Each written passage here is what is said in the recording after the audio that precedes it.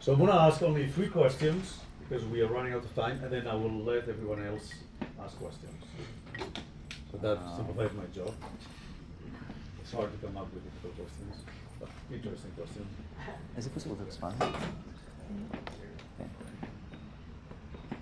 Oh. Maybe stop sharing the screen. Oh, but we stop recording. Oh no, we don't share. We continue recording.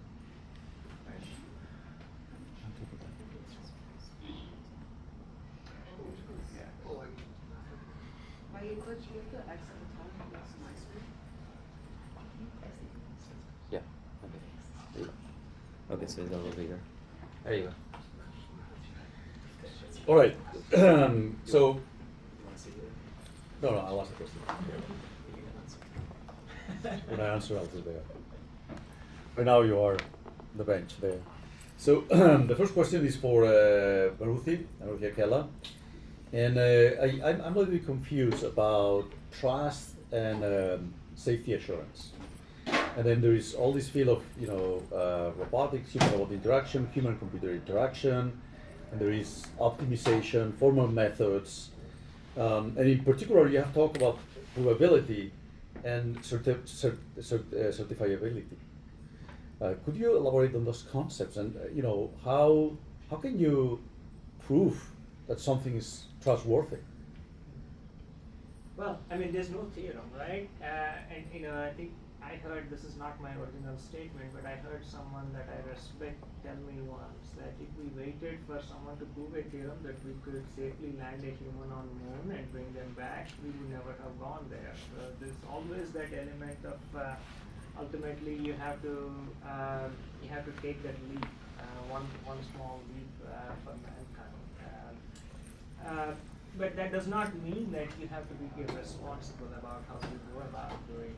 And that's that, threading that needle that I'm talking about, which is, when we talk about certifiability and provability, especially certifiability is more in the aviation sector that it's commonly used, but even in space flight, ultimately, if it is a neural network that is data-driven, right, a design based on data, then the question always is what kind of data went into it, and how can we be sure that the predictions that it is going to provide are going to be within certain bounds that are deterministic. The bounds are deterministic, right? Within those bounds you could still accept some variability. And so it is that question that we are talking about, because ultimately I think it's a bigger question about putting a human in a situation where how much risk are you going to expose them to, and I think that's where maybe it will still be great if Louis, we can fly these humanoids that you talked about, your first generation, where you can probably put them in a suit. Off-the-shelf humanoids, and then maybe we can take more risk. And so there, as we figure out, because the algorithms for certifiability and the trust aspect are also still not completely there. Even for terrestrial applications, we still don't have everything nailed down, let alone for space applications. This is a wonderful sort of connection between formal methods and the human, the nature of what humans feel comfortable by interacting with, and the human preferences and so on. So more on that between you and me, and all the people have questions. I have another question for Pascal, and that was by reading some parts of your presentation and some parts of your research. I don't know, you can see me. Can you see me? No, you can see me, right? Yes, I can. Yeah, you can see me now, right? I cannot see you, but Oh, okay. It's okay. He can hear you. Okay. Well, I you can want hear to you. hear it. So it was very intriguing that you talk about artificial astronauts, but in particular you mention them being our offsprings, and so this enters a little bit the territory of science fiction, of futurism, which I personally like it, to be honest, but of course it's very hypothetical. So I would love to hear more about your definition of our offsprings, right? But maybe we can leave that for later. But maybe one more realistic problem is that as we have robotic systems in Mars for long periods of times, what I call generational machines, that they live generations, right? They are very different from our bodies, right? We eat food, potatoes in the movie of the Martian, right? And then we live, right? And we regenerate. We're a whole engine. A humanoid, a machine out there, doesn't you don't put a battery and regenerates itself. So how are we going to solve this problem? How are we going to keep a robotic system operating? We've seen perseverance on this, operating 10, 15 years, but we're talking here about even much longer, like human lives, right? Do you see a path to that from an engineering perspective? Yeah, I mean, on this latter point, usually, part of the issue we face with this AI future is that we usually don't fly into space, especially in the context of human missions, systems that are not highly mature. When the space shuttle, for example, first flew, uh, cathode ray displays existed, but they kept flying some pretty basic avionics on the early shuttles, not because the modern technology wasn't farther ahead, but because it hadn't had many years of maturity yet. So I'm thinking that even in the age of AI, we might still be needing to think of a human mission to Mars in the context of minimal reliance on, highly cutting edge, but still immature robotic systems.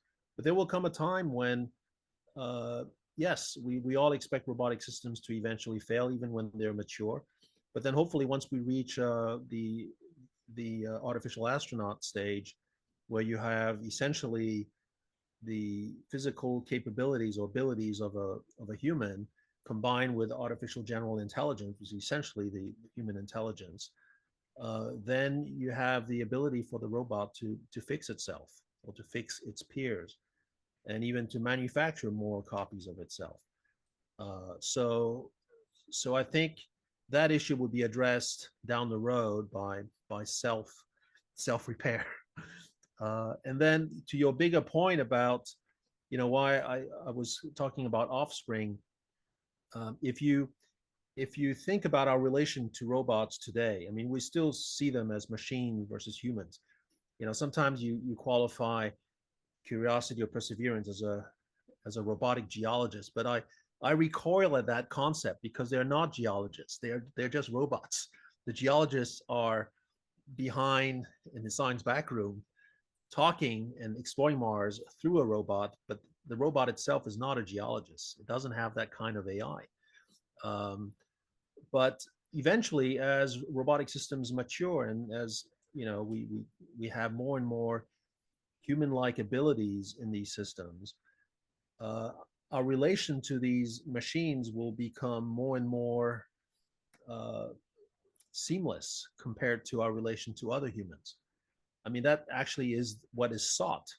We talk to machines that sound like people on the phone in answering services because we like that kind of cozy interaction, that familiar interaction.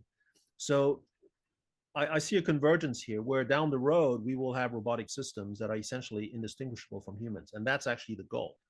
That is one goal of AI and robotics. And at that point, you might wonder, when it comes to interstellar travel, for example, we consider multi-generational travel, where the people who would leave the Earth wouldn't necessarily make it to the destination, but as long as their children do, well then, isn't that satisfying at some level to allow that to happen? But I think that our relation to our robots will become so closely knit, that we will consider them to be essentially ourselves. It's a bit like the character Data in Star Trek, where it's a robot, but you actually feel for this person, for this entity, when it's sick or needs repair, when it's not doing, you have an emotional relationship with it. And I think it will become acceptable for us to just see robots travel to the stars if they are so much in our own image. They will be essentially considered our offspring, of course, capable of self-repair and therefore essentially eternal. Thanks, Pascal. This is really fascinating. I'm gonna open the floor for questions. So please go ahead. Yes. So Dr. Akella, in your talk, you mentioned the fact that when you deploy these systems into, especially situations like as we mentioned in the Martian environment, where it's necessarily almost infeasible to actively ensure repairability, like what sort of like mitigations or solutions could you ensure that you said that there's a learning component that these systems maintain? Like, how would you like describe that those systems could be implemented, or at least on like a brief level? Hello? If I heard you correctly, I think you're talking about how do you ensure that devices that you have already in situ on the Martian in the Martian environment, they can fix themselves. Mm-hmm. Well, I mean, I think that's we don't have those yet, right? And I think that's part of what even Pascal was mentioning, that it's an evolution that eventually we hope to get there in terms of robots that can self-heal and self-repair, or maybe even replicate themselves, or come up with newer or better designs of themselves. But that will take a lot more technological advances, and autonomy and learning, so that you can have these intelligent devices. Okay, I'm gonna pass you. Microphone, I believe it works. I have a question for Ignacio. It should be. Okay, I have a question for Ignacio. Does the EIO AR architecture scale to unknown unknowns? I know you mentioned a lot about unknown knowns, but does it scale to unknown unknowns? And if not, what are some of the potential technology gaps that could be filled, whether it's sensor technology development or machine learning techniques? Yeah, that's a good question. I mean, we at this phase, not yet, but that would be one of the the paradigms that perhaps with AI we could try to address, right? Like in a sense, like right now we have AI LLM chatbots that allows you to do a lot of research, but they don't do science by themselves. They don't do discoveries by themselves yet, right? So that's where that unknown question bursts, right? Like sometimes perhaps you cannot find that in the data, but are these algorithms enough, have some sort of like reasoning capabilities that allows you to, maybe with more data from telemetry, on board, on live data, can at some point, figure out these issues without reliance. But I feel like that's more on the far end. I feel like there's still a lot of like known knowns and unknown knowns to be solved yet. That will probably cover like 90%. That it's still like a smaller problem, but obviously something that at some point we'll have to address. You can ask address. Should we do 2 more questions? Yeah, there's 4 more questions. 2 more questions, okay. Hi. Hello? It's not. Is there a button? Press. Looks like it's on. That's fine. I have a question for Ignacio. Yeah. You mentioned digital twins earlier, and those have a really broad use of applications. Do you have a specific system or subsystem that you can foresee digital twins being especially helpful in? Especially helpful in general? In general, whether it be diagnosing issues or designing new systems. Yeah, I mean, I can bring my perspective from the AR world, right? Especially for robotics, where we're seeing that, as opposed to again like large language models where you have the whole internet to train and get expertise and reason about. In the robotics world, we're not that privileged to have that much data, right? So at some point we need to fill that in with simulation, right? Test beds. And, I think at some point, I'm talking about in general in industry and obviously for NASA government, you will get into a point where you can have a digital twin as accurate as possible to, let's say, to model, for example, an entire vehicle system, right? Where you can simulate, all the sensor data, all the anomalies, and then gather more data, right? Because, we're relying, for example, with some of the data from ISS, right? But that may be not enough, or we may have some sensors that have not been tested yet. So how do you train new models to, put them on board if you even have that data yet, right? So you will have to rely, obviously, on some sort of like synthetic data generation. And the good thing is that, companies like NVIDIA right now, they are pretty good right now at generating, visual data, but at the same time, like physics-based data, realistic data as well. I'm not saying that that's what it's gonna fill in the entire data, but it's gonna be a key component, I think, in solving these issues. Do you think it's possible or realistic to generate a digital twin that's accurate enough to realistically predict the real world? Not today, but some people say that at some point simulators are gonna get so realistic that you're not gonna know if you're in a simulator or not. Yeah. So we're not there yet. I think if you look at the trajectory, there's been a lot of advancements in the last decade or more. And I think, you just need to extrapolate maybe at some point. Thank you. Last question. I just had a question. You talk a lot about these systems developing next to humans, and what and how is security being kept in mind, both in terms of cybersecurity and security between the humans and the robotic systems, or are we just leaving that by the wayside for greater advancements? Anyone on the panel? You wanna? Sorry, I was just moving around. With the question? I'm just wondering how cybersecurity plays into the fact that robotics technologies are being developed so quickly in parallel with humans, and they're going to be put into environments with humans. Yeah. Are we seeing security fall by the wayside, or are we seeing that implemented along with these robotic technologies? Right. Well, first of all, I'm no expert in cybersecurity. I don't know if maybe Maruthi has like the more expertise. But this is a problem that we see not in robotics only, but we see it in UAVs. And redundancy in communication is often a good practice. We see, hacking, spoofing, jamming, all of these things happening constantly. We expect to see the same thing in robotic systems.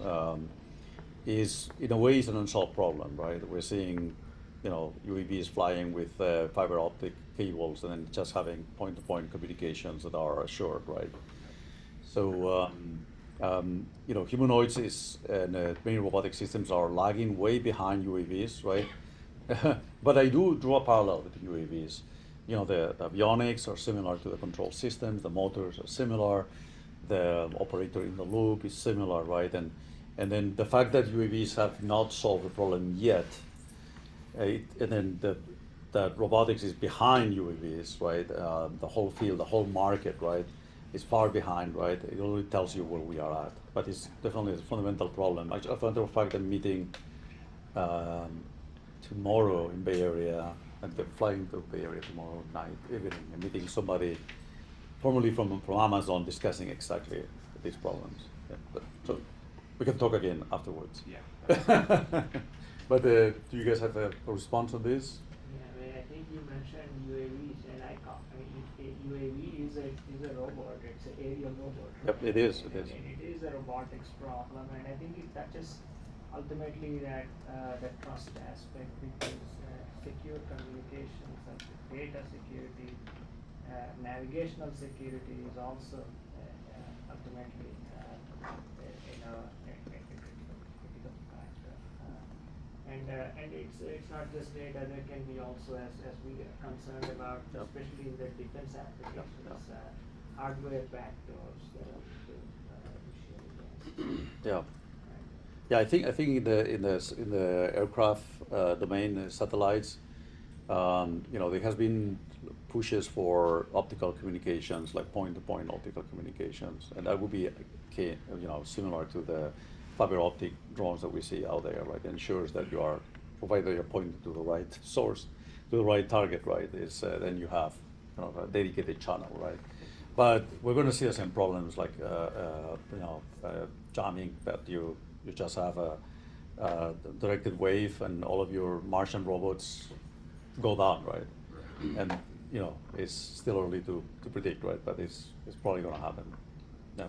Space Force, is there for exploring these problems. I don't know if there's anybody who's plays force. Okay. Do you want to close? Yeah. Or do you want to say something else? No, I think we covered everything. I'm just we're supposed to start at 2:30, so I'm just gonna take some time, a couple minutes to set up everything in the slides, and then Turo, back there is gonna take over presenting the session. So again, while he come here, well, thank you so much. Thank you guys for joining us.